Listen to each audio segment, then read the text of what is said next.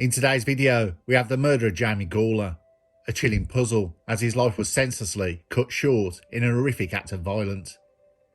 This murder case captivated the public's attention due to its brutal nature. This is Curios&Spiritual.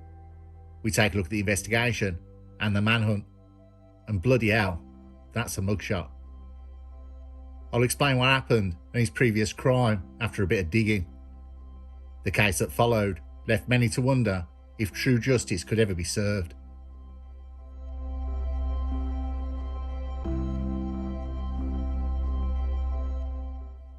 On the surface, it should have been a story of ordinary kindness.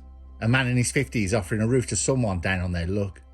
Jamie Gawler, 54 years old, was by all accounts a generous, funny, gentle soul. A brother, an uncle, a friend, and the sort of person people actually enjoyed being around. Unfortunately, Jamie's instinct to help came into contact with a walking cautionary tale. Matthew Jonathan, aged 39 years old. A man whose achievements could be summed up as a one-man highlight reel of not just bad decisions, but outright bully and a leech. And everything wrong in this world. Jonathan was of no fixed address, and that lack of stability was no mystery. I'd done a bit of digging, and Jonathan had just been released from prison. But for what? After a bit of going through the archives and previous court records, bingo, found it. I found this lovely mugshot. Yep, he was beating and strangling his own granny, after headbutting her and punching her repeatedly in the ribs after she told him to stop drinking alcohol. He later told police his grandmother was a liar and claimed she had caused the injuries after falling over. He was sentenced at Cardiff Crown Court for 27 months. Now we will refer to the photo from 2 years ago, because frankly looking at his face jumps the story too far forward, and he looks like a madball. But I'll tell you how he become to look like that a bit later. Now for most people, release is a chance to rebuild, to turn a corner. For Jonathan, it was simply the start of his next spiral, and tragically, Jamie Gawler was the person who got dragged into it. Jamie offered Jonathan a place to stay. In a just world, this would be the kind of gesture that restored someone's humanity. But Jonathan, ever the opportunist, was the worst kind. He saw Jamie's kindness not as a lifeline, but as an opening. He also had hostility to Jamie Gawler's sexual orientation, being an openly gay man. Over several days in January 2025, Jamie's own home at Briley Hill, Hereford, became the setting for one of the most disturbing crimes the community has seen in years. Jonathan didn't just kill Jamie, that would have been heinous enough. No, Jonathan tortured him for days. He recorded the abuse on his mobile phone, as though preserving a highlight reel of his own sadism. The footage, described by police as graphic and distressing, captured multiple violent assaults that culminated in Jamie's death. This wasn't a heat-of-the-moment crime. It wasn't a sudden snap. It was deliberate, prolonged cruelty, inflicted against a man who had given Jonathan shelter. The sheer callousness of it makes the blood run cold. To hurt another person is one thing. To hurt them while recording it, as if auditioning for some macabre audience, is another. It wasn't enough for Jonathan to destroy a life. He wanted to be the director, producer, and star of his own grotesque film. Sadly for him, the only thing he managed to direct was his own downfall, because those very recordings later became the smoking gun in court. But Jonathan wasn't finished being reckless. After Jamie's death, he decided to raid his victims' bank cards. He used them for purchases, a trail of transactions so obvious might as well have been a breadcrumb path, leading police directly to him. Eventually, both Jamie's phone and bank cards turned up at Porth Railway Station in South Wales. An early clue that tied Jonathan to the crime. For a man who fancied himself in control, Jonathan was spectacularly incompetent. The heartbreaking part was Jamie's family and friends had to piece together what was happening through absence. Jamie didn't turn up, calls went unanswered. His brother concerned went to check on him on 19th of January 2025. Instead of his familiar smile, he found Jamie's body. That moment, the discovery by someone who loved him, is one of those irreparable breaks in time. For Jamie's family, life would always be divided into before and after. The shock to the community was felt. He was a man known for being good, murdered not by a stranger in the shadows, but by someone he had just tried to help. It's the kind of betrayal that strikes people hardest. Kindness turned against itself. For Hereford, Jamie's murder wasn't just another crime news report. It was a wake-up call, a story that reminded everyone how cruelty often preys on the decent. If Jamie's life was about generosity and connection, Jonathan's was about exploitation and destruction. The contrast is almost unbearable. Jonathan's brutality would soon become the focus of detectives, forensic teams, and eventually the courtroom. But the heart of this story is Jamie, his humanity, his decency, and the cruel theft of his life. The facts are cold. The feelings they leave are not.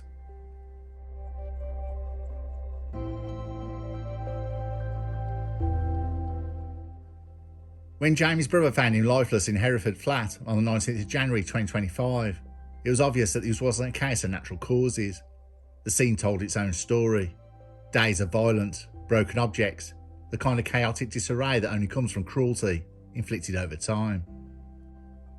West Mercia police are called in, and from the outset investigators knew they were not looking at a murder, they were looking at torture. Detective Chief Inspector Gary Floffer and his team from the Major Investigation Unit took charge. If Jonathan imagined he committed the perfect crime, it became clear within hours he had actually committed the investigative equivalent of leaving a neon sign.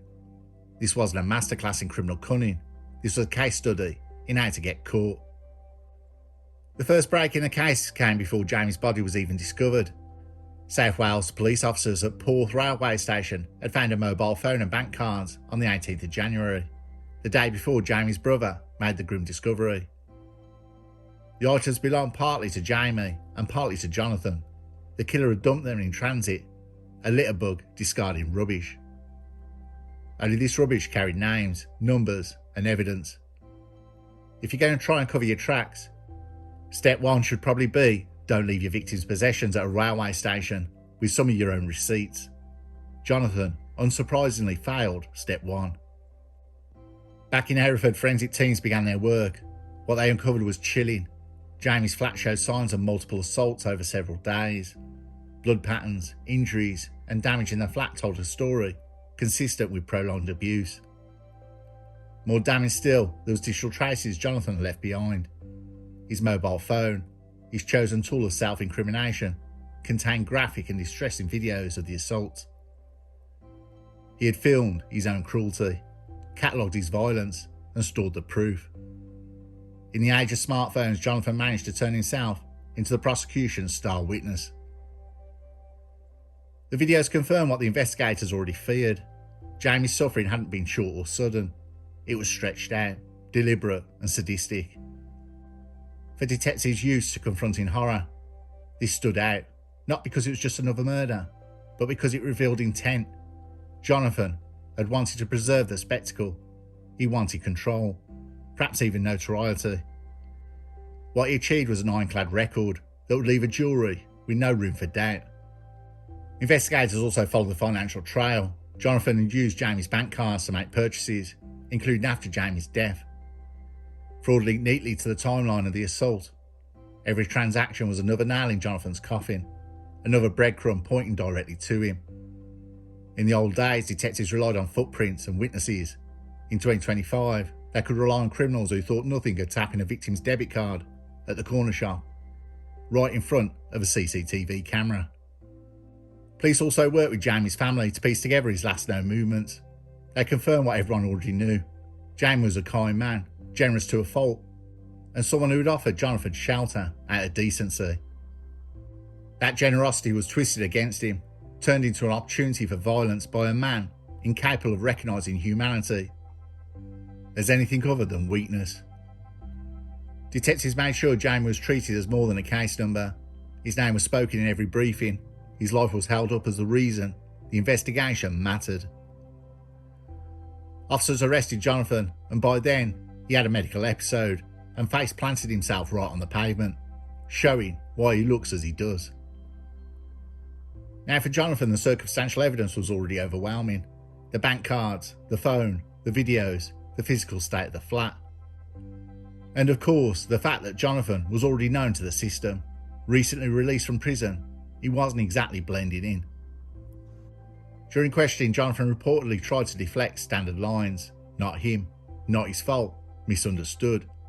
But how exactly do you argue with video evidence that shows you in frame, delivering the blows, narrating your own cruelty? Jonathan, who liked to play the swaggering aggressor, was reduced to a man cornered by his own incompetence. Detectives didn't need to push very hard. His guilt was written across his belongings, his actions, his recordings. Police statements after his conviction made the point clear. This was not just a murder, but a prolonged campaign of brutality. Detectives condemned Jonathan's cruelty and expressed compassion for Jamie's family, who had endured not only the loss, but the knowledge of what he went through.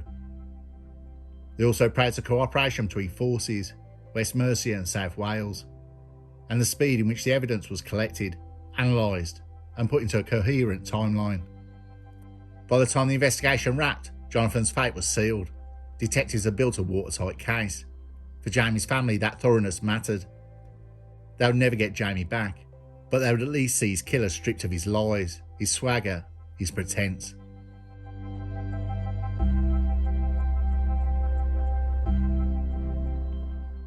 By the time the trial of Matthew Jonathan rolled round, the script was already written. He wasn't a misunderstood anti-hero of his own imagination, nor a hardened outlaw some convicts like to project.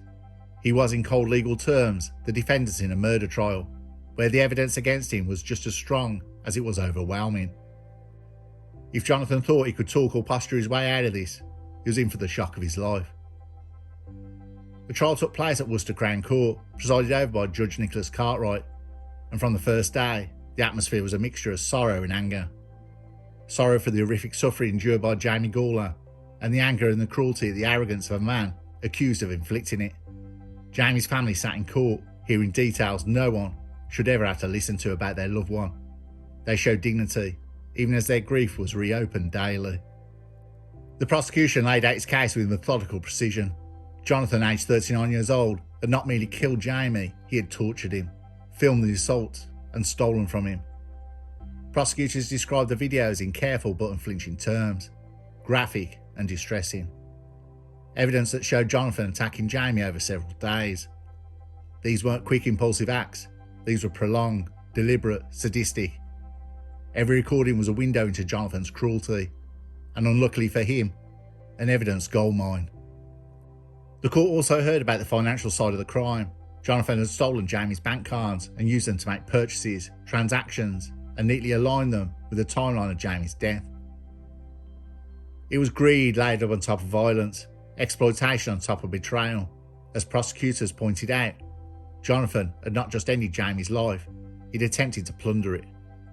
To make matters worse for Jonathan, South Wales police testified about finding the phone and bank cards at Porth railway station. There they were, the killer's calling cards, discarded like a child abandoning toys after playtime. If this was Jonathan's idea of covering his tracks, he may as well have left behind a signed confession. The defence, such as it is, had little room to manoeuvre. How do you argue against videos that show your client in the act? How do you spin the theft of bank cards and discarded possessions? The forensic evidence in the flat. They could have tried to angle the diminished responsibility, or painted Jonathan as a man lost to impulse. But the sheer duration of the torture destroyed any narrative of sudden loss or control. This wasn't a flash of anger, it was days of cruelty. And then there was Jonathan himself, a 39-year-old drifter whose greatest achievement in life was cementing his own reputation as a coward. He wasn't feared, he wasn't pitied, he wasn't respected, he was just despised. The judge didn't mince words. In sentencing Jonathan, the killing was described as sadistic and brutal, condemning the sustained nature of the violence. The court heard how Jamie's family had been devastated, how their lives had been torn apart, not just by his death, but by the knowledge of the suffering he endured. They remembered Jamie as kind, generous and funny, words that stood in stark, almost blinding contrast to the adjectives reserved for Jonathan: cruel, callous, cowardly. When the guilty verdict came, it was a formality. The jury had been shown the recordings, they'd seen the trail of theft, they heard the testimonies. There was no reasonable doubt. There was only a truth. The truth was that Jonathan had tortured and murdered a man who had offered him kindness. The sentence was as severe as the law allows, life imprisonment, with a minimum term of 32 years. That means Jonathan will be in his 70s before he can even apply for a parole. In practice, it's as close to a whole life sentence as many killers receive. He will live out the prime of his remaining years behind bars, with only his own memories and his own self-made notoriety for company. For a man who sought attention, his legacy is cemented, not as some feared figure, but as a cautionary tale of cruelty and stupidity combined. For Jamie's family, there was some measure of justice, not healing justice. Healing is impossible when someone you love is tortured and killed. But justice. The system acknowledged Jamie's worth, condemned Jonathan's cruelty, and gave the family the assurance that it would never be able to harm another person. Outside the courtroom, West Mercia police gave statements condemning Jonathan's actions and praising Jamie's family for their dignity. They reminded the public of Jamie's humanity. There was more than the victim of a brutal crime. He was a man who laughed, who loved, who mattered. And though Jonathan's name will forever be attached to the crime, Jamie's memory, as his family made clear, will not be defined by the way he died, but by the way he lived.